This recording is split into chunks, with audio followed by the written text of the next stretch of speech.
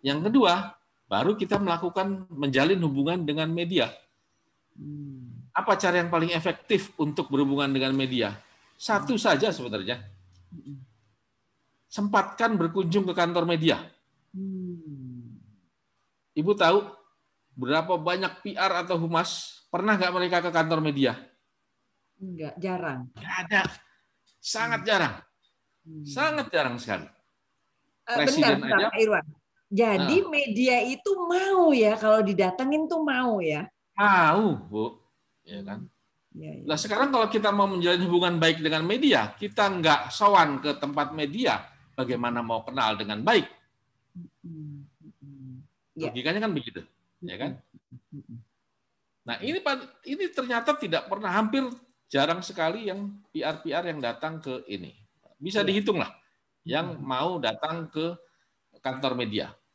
Calon presiden saja kalau mau kampanye itu pasti datang ke media, ya enggak? Ini PR tidak mau datang ke media, ya susah. Misalkan. Padahal, Pak Irwan, jadi dulu waktu saya masih di konsil kedokteran itu, saya datengin media itu benar ya berarti? Cocok, betul Bu, sangat betul. Karena disitulah kita bisa menjalin kedekatan. Jadi tahu, ya kan? Ini apa organisasi betul. apa ya? Oke. Nah, buat media juga ini akan membuat dia merasa ada kedekatan, kekhususan ya. Betul. Oh, kita didatengin Bu Mona dan tim konsil kedokteran.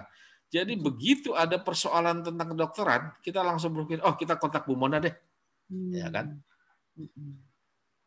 Kalau Ibu pahami cara kerja wartawan itu kenapa wartawan biasanya wawancara orang yang itu saja?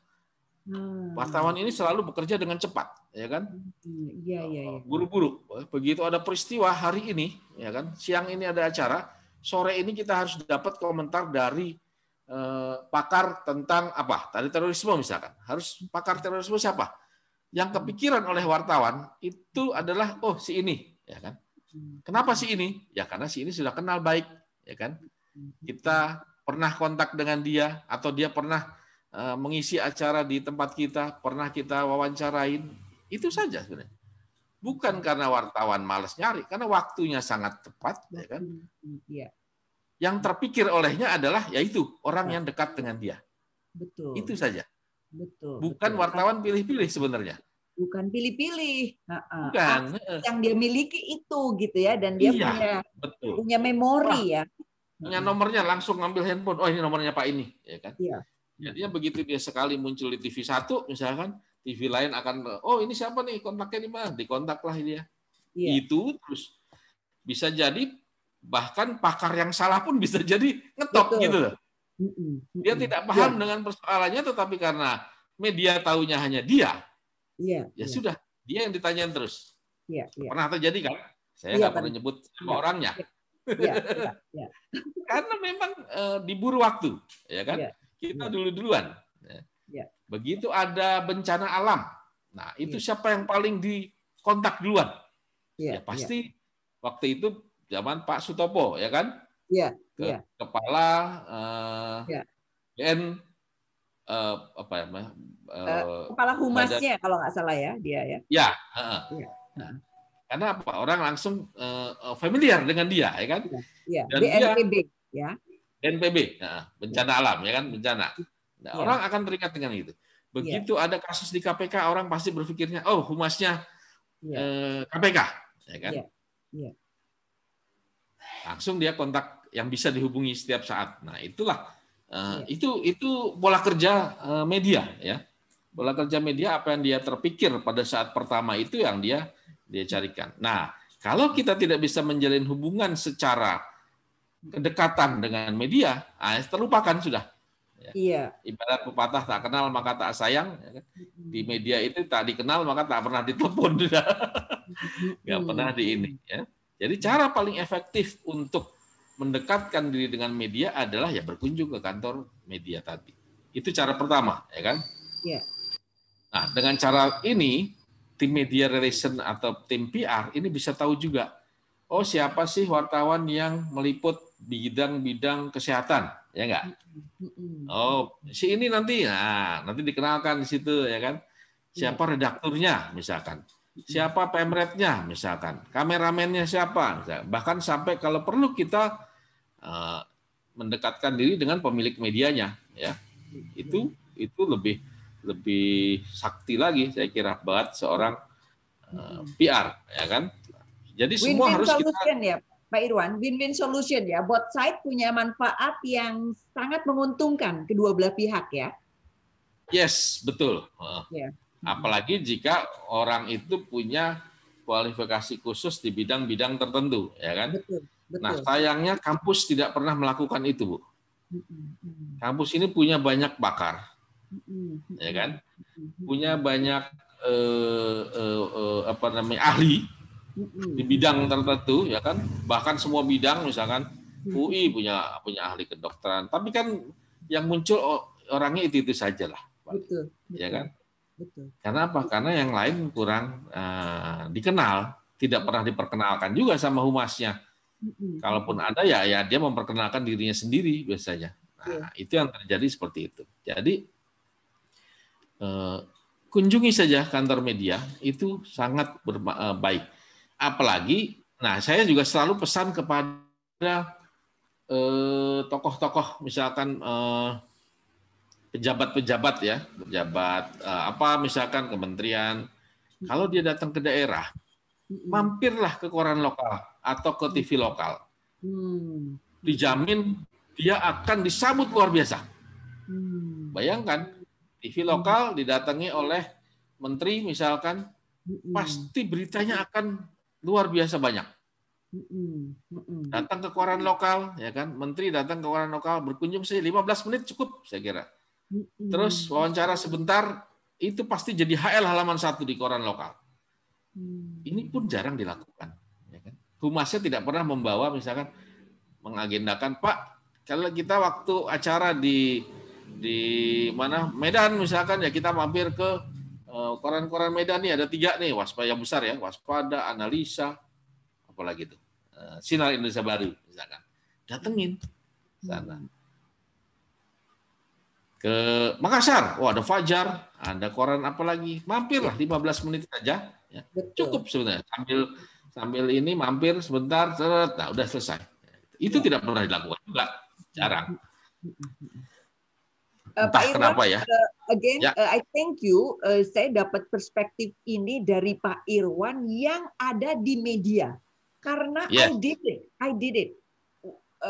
Saya lakukan seperti yang tadi Pak Irwan sampaikan, karena saya merasa ini penting sekali. Jadi sebagai lembaga atau corporate, saya dekati ini, termasuk juga dari akses yang banyak saya peroleh juga dari Pak Irwan dan dari yang lain-lain.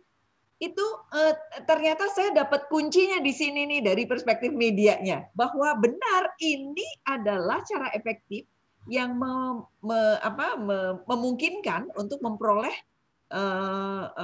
dekatan. Iya, dapat link yang luar biasa begitu, win-win dan win-win lagi. Ya, kalau dulu saya melihatnya sebagai corporate atau sebagai lembaga, ini win banget nih gitu. Tapi sekarang saya jadi dikonfirm, benar dari sana juga mereka juga senang karena dapat sesuatu yang eksklusif, ya kan? Dan dapat link yang bagus. Jadi sebenarnya sebaiknya tidak diabaikan karena ini menguntungkan kedua belah pihak. Ya, betul. Oke. Pasti menguntungkan, Bu, ya. Makanya itu perlu dilakukan karena media juga butuh informasi yang lebih, ya kan?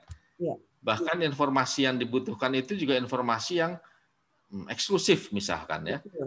Nah, itu membuat hubungan kita lebih khusus kalau kita bisa dapat hal-hal eksklusif tadi dari orang-orang PR misalkan. Nah, itu ini, ya kan? Sama halnya dengan tadi kita harus tahu kalau tadi di akreditasi dan pemetaan kita tahu ada kantor perwakilan koran apa di Padang misalkan. Nah, kita mampir ke sana juga. perlu, ya kan? Perlu berkunjung ke sana. Tim media relation perlu ke sana, ya. Bahkan koresponden pun kalau memang itu dia ada di satu tempat perlu diundang juga ke kantor, ya. Itu yang perlu kita lakukan. Nah, itu yang memang sering terlupakan, ya, berkunjung ke kantor media atau bertemu dengan orang media. Sebenarnya kan cukup itu awal kita pertama ini, kemudian pada saat hari-hari penting kita datang ke media tersebut itu cukup sebenarnya. Pada saat misalkan ulang tahunnya media, nah itu lebih personal, ya kan. Kemudian pada saat ada hal-hal khusus, ya kan, ada pergantian pemret, nah datang lagi ke sana gitu. Ini membuat merefresh lagi, ya kan, merefresh lagi hubungan-hubungan yang sebelumnya apa namanya dengan yang lama, ya kan, kita ketemu lagi dengan yang baru, ya. Nah, yang ketiga, setelah kita tahu setelah melakukan pemetaan, setelah kita mengenal orang-orang media, baru kita memahami media tadi berdasarkan akreditasi yang kita buat. Bisa juga berubah, ya, akreditasi tadi. Oh, kita ternyata ke tempat ini menurut sana begini. Oh, ya itu dari yang B bisa pindah ke A misalkan, ya. Dari situ jadi, kita bisa catatan yang di rumahnya, yang di kantor kita lagi tadi direvisi lagi gitu, ya, internal bisa juga. Direvisi lagi, ya, setelah ketemu, ya kan. Setelah ketemu, kita kan tahu nih karakteristiknya. Oh, ternyata di sini medianya pengennya seperti ini. Oh, ternyata tadi pemetaan yang kita lakukan agak berbeda, ya sudah kita pindahkan. Jadi sangat fleksibel, ya. Pemetaan tadi sangat fleksibel, ya. Nah, dari situ kita akan tahu, bisa menentukan bagaimana karakteristik media tadi, ya kan, dari hasil pertemuan tadi. Kebijakan redaksionalnya seperti apa, visi misinya kayak apa, ya kan, pola pemberitaannya seperti apa, arahnya kemana, ya kan, sasaran perusahaannya seperti apa, ekonomi politiknya pun termasuk itu di situ, ya, pemiliknya siapa, itu perlu kita tahu, ya kan. Orang PR kalau tidak tahu siapa pemilik medianya, nah itu yang repot, ya kan. Jadi ini semua ini PR pertama dari seorang PR untuk memahami karakteristik dari masing-masing media. Nah, banyak hal yang sekarang ini, apalagi sekarang ada media-media online juga muncul begitu banyak, ya. Nah, jumlahnya juga luar biasa besar, ya. Nah, kalau ini sudah kita bisa lakukan, baru kita mulai merancang aktivitas dan strategi medianya, ya. Bagaimana merancang aktivitas yang terbaik? Nah, ini kita kembali pada strategi yang mau kita buat, ya kan. Merancang strategi hubungan dengan media ini sebenarnya banyak sekali, ya, dan itu bisa sangat kreatif, ya. Yang penting bagaimana itu bisa tampil atau bisa dilihat secara kreatif dan menarik, dan yang penting apa? Mengandung news value, ya. Ketika kita merancang kegiatan, itu semua harus dikaitkan dengan news value. News value ini banyak lagi sih ininya, apa namanya? Saya lagi buat buku ini juga, Bu. Meskipun selesai tentang news value, ya. News value. Ya. Very good. Judulnya nilai berita, Bu. Nilai berita. Oke. Yes. Nah, ini kalau kita bikin rilis selalu dikaitkan dengan news value, kalau bikin aktivitas kegiatan kita kaitkan dengan news value, itu saya jamin banyak media akan tertarik untuk datang, ya, untuk meliput. Misalkan apa? Kita bikin event, misalkan ada yang paling gampang apa? Ketokohan, ya kan? Itu kita ngundang artis, papan atas, ngundang pejabat, ngundang apalagi presiden, itu wartawan kan pasti datang, ya. Itu faktor ketokohan. Kita bikin yang lain lagi yang lebih gampang, ada yang unik, ya, unik-unik, hal-hal unik itu pasti menarik perhatian orang. Itu kita bikin event-event unik, ya kan, event-event yang apa namanya menarik, nah itu masuk ke pasti akan diliput. Hal-hal baru, misalkan launching, produk launching, kemudian ada layanan baru dan lain-lain, itu masuk ke hal-hal yang menarik, ya. News value ini nanti butuh butuh pelajaran tersendiri, Bu. Aduh, saya tersendiri untuk belajar ini. Saya suka sekali. Dan ini penting sekali, Pak Irwan. Ini penting sekali. Jadi saya tadi berpikir begini, Pak Irwan. Jadi jika misalnya orang corporate mampu mengasah atau apa ya, bikin ceruk atau bikin nyentuh saraf. Oh, aku mau sarafnya yang eksklusif, ketokohan. Ini penting. Jadi keterampilan dalam menarik news value ini yang perlu diasah dengan seksama, ya kan? Meskipun salah satu bagian saja dari link media relations yang tadi, yang bagaimana keterampilan antar pribadi bertemu sama orang, menjalin hubungan, ditambah sama kualitas untuk membuat mana yang paling bagus untuk diasah, ya kan? Ini banyak sekali gitu. Pertanyaan jadi satu. Konsep Gini Pak Irwan, kita punya beritanya biasa. Terus gimana supaya ngangkat news value? Atau pasti ada news value-nya di sana? Nah, itu memang harus dimulai dari perencanaan, Bu. Rencana kegiatan itu, kita mau bikin acara apa? Jumpa pers tentang produk baru yang kita buat. Kita punya acara seminar misalnya Pak Irwan, kita punya acara seminar. Seminarnya daya tariknya di mana? Ya, daya tariknya di mana? Kita harus cari dulu. Secara internal harus dipikirkan. Iya, oke. Dipikirkan daya tariknya di mana. Apakah, nah kalau prinsip kerjanya news value ini, satu saja dari antara 12 ini ada, itu sudah layak untuk jadi berita, Bu. Apalagi kalau beberapa. Nah, ya kan? Karena gini Pak Irwan, dari misalnya dari organisasi sudah melihat kami ini punya nih ya, misalnya kepentingan nyangkut orang banyak. Ini misalnya kami mau mengadakan kegiatan yang mengungkit solusi ekonomi misalnya. Kita mau cariin solusi ekonomi bagi masyarakat menengah bawah atau bawah misalnya gitu ya. Nah, ini seminar ini adalah training tersebut. Dan seminar ini memberikan solusi langsung. Nah, itu bagaimana, menurut kami ini penting. Tetapi bagaimana membuat media melihat ini juga penting, sama gitu, sama makna, gitu gimana? Memang sudut pandang news value ini adalah sudut pandang media ya. Jadi kita harus cari dulu. Yang menarik dari acara seminar tadi adalah kalau orang berhasil mendapatkan tambahan pendapatan ya di masa sekarang pandemi. Kalau gitu yang paling menarik apa? Kalau saya sih berpikirnya langsung, kita cari testimoni orang yang berhasil mendapatkan bisnis baru, pendapatan luar biasa dari bisnis baru yang dia lakukan. Cari orang yang bisa kita wawancarai. Apa? Itu human interest. Masuk human interest ya. Atau ekonominya kan penting, menyangkut orang banyak ini tadi. Ya kan? Jadi dua hal itu. Jadi bagaimana dia menemukan ide itu, kemudian bagaimana dia melaksanakannya, bagaimana dia mempromosikannya. Nah, itulah bagian dari news value yang menarik tadi.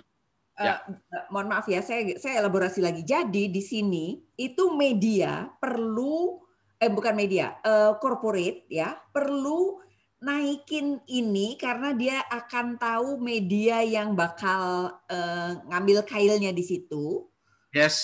Atau biarkan media secara maunya media mau ngambil kemana nih, kita merasa kita punya strong point di sini gitu. Gimana? Sedapat mungkin kita yang mengarahkan, Bu ya. Karena kita sudah tahu, corporate mengarahkan. Karena kita tahu karakteristiknya Kompas lebih humanis misalkan. Kemudian Jawa Pos punya rubrik-rubrik features yang menarik juga. Berarti tema-tema human interest cocok untuk mereka misalkan. Nah, kita akan tampilkan itu. Sasaran kita mana dulu? Kompas, Jawa Pos, Tempo misalkan atau apa. Lainnya, baru sisanya itu yang dibiarkan dia mau ngambil atau tidak. Jadi tetap harus ada point of interest-nya kepada siapa. Ya. Jadi kita pilih, nih Kompas sih tertarik nih. Ya kan? Pak Irwan, jadi Kalau corporate membuat press release, berarti dia perlu mengangkat angle mana yang menjadi interest, ya kan? Yes, betul. Nah, kalau jadi angle ini memang kita misalnya ya ada dua tadi ya, penting dan human interest. Menarik. Berarti dua-duanya kita angkat di sana gitu ya. Dua-duanya diangkat.